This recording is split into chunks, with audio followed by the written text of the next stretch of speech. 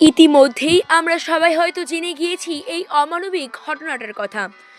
এক অমানবিক মানুষ তার সদ্যোজাত সন্তানকে ফেলে দিয়ে গেছে এই রাস্তার মাঝখানে, রক্ত মাখা অবস্থায়।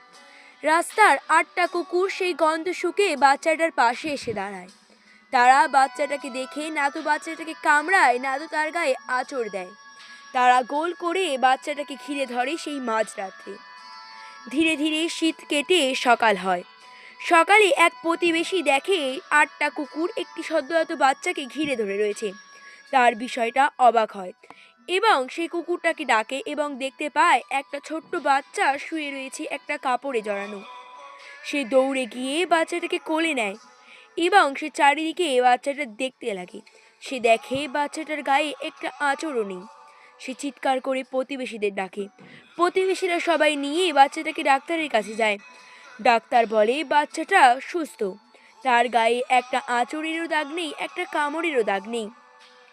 পাড়ার লোকেরা অবাক হয়ে যায় কুকুরদের এত সাহসিকতার প্রশ্ন দেখে।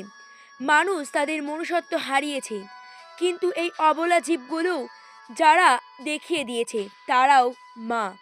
তারা পশু হলেও তাদের বেঁচে থাকার অধিকার আছে। তারাও পারে সবাইকে ভালোবাসতে।